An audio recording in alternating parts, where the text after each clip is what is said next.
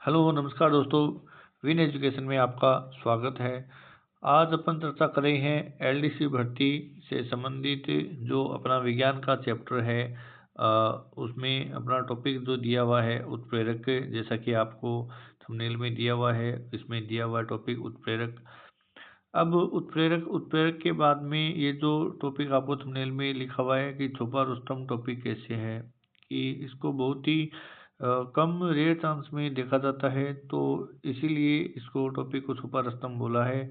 और इसकी जो परिभाषा है वो अपन बोर्ड की जो बुक है उसी के अकॉर्डिंग अपन बता रहे हैं। तो इससे पहले मैं आपको बता देता हूँ, जैसे मान लीजिए कि एक जो एक अपन मान सकते हैं अपने हिसाब से कि कोई व्यक्ति है, ठीक है, और या वो महिला हो सकता है या पुरुष हो सकता है। उसकी आदत क्या होती है कि वो क्या करता है कि एक दूसरे को लगाता है या फिर लड़ाई करवाता है। तो लड़ाई करता है और आप खुद क्या रहता है, आप खुद वहाँ से अवॉइड हो जाता है, यानी बच के भाग जाता है और उन दो के बीच में क्या करा देता है, लड़ाई करा देता है। ठीक है, जैसे ये बिचौला है और ये इन दोनों की लड़ाई करा देता है और आप यहाँ से गायब हो जाता है, तो इन दोनों की लड़ाई हो गई।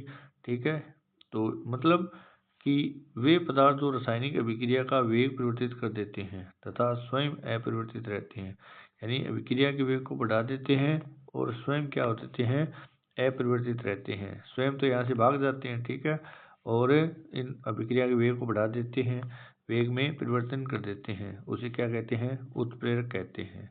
ये है उत्प्रेरक की परिभाषा। अब अपन इसमें बताएंगे कि उत्प्रेरक की जो खोज है वो किसने की। ठीक है, तो उत्प्रेरक की खोज ब्रिजिलियस नामक वैज्ञानिक ने की। ये आप विद फोटो देख सकते हैं, ये ब्रिजिलियस महोदय है, इन्होंने उत्प्रेरक की यानी कि खोज की। उत्प्रेरक के गुण में अपन यदि बात करें, उत्प्रेरक के यदि गुण में बात करें तो अपन बता सकते हैं कि इनकी जो अभिक्रिया है, अभिक्रिया की एंथैल्पी को परिवर्तित नहीं करती, यानी कि जो उत्प्रेरक होते हैं वो अभिक्रिया की, अपने को पता है अभिक्रिया की एंथैल्पी, ठीक है, एंथैल्पी को परिवर्तित नहीं करते। ये अपने को सीधा सा याद रखना है, ठीक है, परिवर्तित नहीं करते। ठीक है, ये अपने को बताना है, ये अभिक्रिया की एंथैल्पी को परिवर्तित नहीं करती। और एक साथ में अपने को याद रखना है साथ में कि ये जो सक्रियण ऊर्जा होती है ना, सक्रियण ऊर्जा के मान को, सक्रियण ऊर्जा के मान को क्या कर देते हैं, मान को कम कर देते हैं। कौन, उत्प्रेरक। तो ये अपने को 2 पॉइंट ध्यान में रखने हैं। ये सीधा सा अपने को कथन इस प्रश्न में पूछ सकता है या फिर सत्य असत्य में से पूछ सकता है। ठीक है, तो ये इस प्रकार से अपने 2 बिंदु थे, ये अपने को बता दिए हैं। आगे अपन इसमें देखेंगे, अपने को दिया हुआ है उत्प्रेरक के प्रकार, उत्प्रेरक के अलग अलग टाइप दिया हुआ है।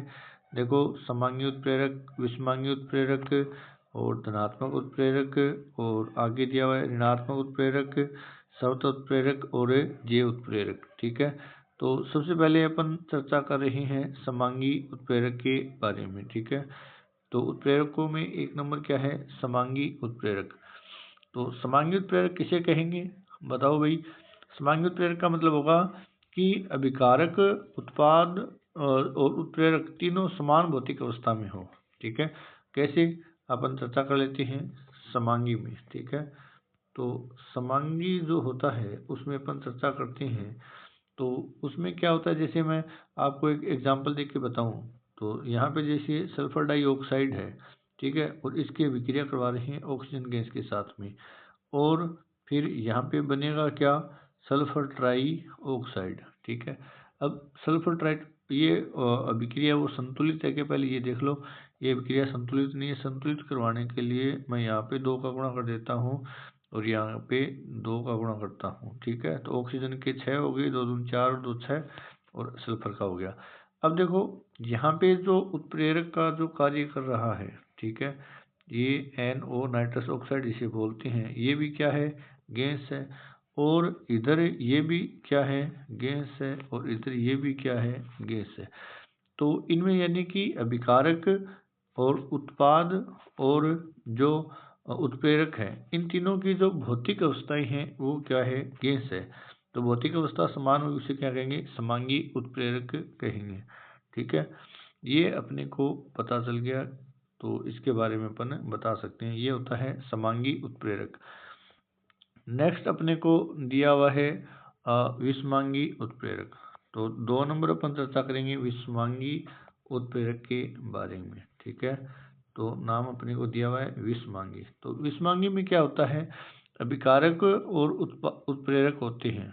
ठीक है, अभिकारक और उत्प्रेरक की इनकी जो भौतिक अवस्था होती है वो क्या होती है, भिन्न होती है, यानी विषमांगी यानी अलग होती है। ठीक है, तो कैसे अपने उदाहरण के द्वारा देखते हैं। जैसे नाइट्रोजन है, ठीक है, नाइट्रोजन क्या है, गैस है, और प्लस इसके साथ में हाइड्रोजन जैसे अभिक्रिया करवाते हैं, हाइड्रोजन भी क्या है, गैस है। अब इसकी अभिक्रिया करवाएंगे तो बनेगा क्या, बनेगा अमोनिया। ठीक है, इसको संतुलित करवा लेते हैं। अब अपन इसमें बता सकते हैं कि यहाँ पे जो उत्प्रेरक आएगा वो आएगा Fe, यानी कि आयरन। और आयरन किस रूप में होता है, सॉलिड फॉर्म में होता है। और ये अमोनिया है वो क्या है, गैस है। तो अपन इसमें क्या बता सकते हैं कि विषमांगी उत्प्रेरक में कि जब अभिकारक व उत्प्रेरक यानी अभिकारक व उत्प्रेरक की भौतिक अवस्था क्या होगी, भिन्न होगी। इनकी भौतिक अवस्था गैसीय है, देखो इसकी भौतिक अवस्था क्या है, सॉलिड है। तो ये यहाँ पे उत्प्रेरक का काम कर रहा है। और इस विधि को अपन एक विधि बोल सकते हैं जिसका नाम क्या है, हेबर विधि। आपको सीधा पूछे कि हेबर विधि का उदाहरण बताइए, तो ये हेबर विधि का सीधा उदाहरण अपने ऑप्शन में देगा, सीधा तो पूछेगा नहीं, तो अपन इसमें बता सकते हैं। ठीक है, और यहाँ पे आयरन है वो सॉलिड फॉर्म में आ गया, तो अपन इसको आसानी से बता सकते हैं। ये है विषमांगी उत्प्रेरक। नेक्स्ट अपने को दिया हुआ है धनात्मक उत्प्रेरक। तो धनात्मक उत्प्रेरक का मतलब क्या होगा भाई, कि जो अभिक्रिया के वेग को क्या कर देते हैं, बढ़ा देते हैं, धनात्मक उत्प्रेरक। तो धनात्मक में अपन बताएंगे कि अभिक्रिया का वेग है वो बढ़ाने वाले उत्प्रेरक। ठीक है, जैसे मैं यहाँ पे एक एग्जांपल लिखता हूँ कि पोटेशियम क्लोरेट यानी KClO3 पोटेशियम क्लोरेट। ठीक है, और इससे क्या बनेगा, इसे यहाँ पे बनेगा, यहाँ पे उत्पाद के रूप में अपन यहाँ पे ये लिख देते हैं, और यहाँ पे उत्प्रेरक लिखते हैं मैंगनीज डाई ऑक्साइड। ठीक है, ये उत्प्रेरक है। तो ये मैंगनीज डाई ऑक्साइड ये धनात्मक यहाँ पे उत्प्रेरक दर्शा रहा है। ठीक है, तो ये अपने को याद रखना है। आगे अपना दिया हुआ है ऋणात्मक उत्प्रेरक। ठीक है, तो ऋणात्मक उत्प्रेरक के बारे में अपने को बता रहा है ऋणात्मक उत्प्रेरक। तो इसमें क्या होता है कि अभिक्रिया का वेग कम करने वाले, अभिक्रिया वेग को क्या कर देते हैं, ऋणात्मक में कम हो जाता है। जैसे यदि अपन अभिक्रिया करवाते हैं, जैसे हाइड्रोजन पेरोक्साइड की अभिक्रिया, हाइड्रोजन पेरोक्साइड का सूत्र होता है H2O2। अब हाइड्रोजन पेरोक्साइड की अभिक्रिया करवाते हैं, जैसे अपन उत्प्रेरक के रूप में लेते हैं गिल्सरोल। उत्प्रेरक के रूप में क्या लेते हैं, गिल्सरोल। तो अपने पास बनता है 2H2, यानी कि जल ये संतुलित करवा रहा हूँ, साथ में प्लस क्या आएगा, O2। तो ये जो अपने यहाँ पे विक्रिया दी हुई है किसकी है, ऋणात्मक उत्प्रेरक की। यहाँ पे ऋणात्मक उत्प्रेरक के रूप में काम कौन कर रहा है, ये गिल्सरोल दिया हुआ अपने को। तो ये अपने को ध्यान में रखना है। ठीक है, अब आगे अपने को और देर का है स्वतः उत्प्रेरक। तो स्वतः उत्प्रेरक में क्या होगा भी बताओ, कि इसमें अभिक्रिया में जो उत्पाद है, उत्पाद ही उत्प्रेरक का कार्य करता है स्वतः उत्प्रेरक में। यानी कि जो उत्पाद होगा वो भी किसका कार्य करेगा, उत्प्रेरक का कार्य करेगा। जैसे अपने को बता देते हैं कि एक रासायनिक समीकरण लिखते हैं। जैसे ये एस्टर लिख रहा हूँ मैं यहाँ पे CH3COOC2H5 और प्लस जल की ये विक्रिया करवा रही हैं, और अपने को यहाँ पे प्राप्त क्या होगा, अपने को एसिटिक अम्ल CH3COOH प्लस C2H5OH, ये अपने को यहाँ पे प्राप्त हो गया। तो इसका जो नाम है वो क्या है, एसिटिक अम्ल। अब ये जो उत्पाद है ना, वही उत्प्रेरक का कार्य कर रहा है। तो इस प्रकार के जो होगा उससे क्या कहेंगे, सवतः उत्प्रेरक। और ये LDC 2018 में पूछा हुआ भी है कि इसमें उत्प्रेरक का कार्य कौन कराए, तो उत्प्रेरक का कार्य यहाँ पे कौन कराए, बोलो एसिटिक अम्ल। और ये यहाँ पे क्या है, एस्टर है, ठीक है। ये अपने को यहाँ पे याद रखना है। और इसके अलावा यदि अपन बात करें तो यहाँ पे अपन इसमें बता सकते हैं कि जैव जो उत्प्रेरक होते हैं, ठीक है, यानी कि जिसमें एंजाइम काम करेंगे, ठीक है, तो उसे जैव उत्प्रेरक के रूप में अपन यहाँ पे बता सकते हैं। जैव उत्प्रेरक के रूप में जैसे मान लीजिए कि सुक्रोज है, ठीक है, और सुक्रोज से यदि अपन चेंज करना चाहिए, ठीक है, यहाँ पे एंजाइम अपन दे देंगे इन्वर्टेज, ठीक है, ये इन्वर्टेज है, तो क्या बनेगा, बोलो ग्लूकोज और फ्रक्टोज। तो अपन क्या बता सकते हैं, ग्लूकोज और साथ में फ्रैक्टोज, ठीक है, ये अपने को दिया हुआ है।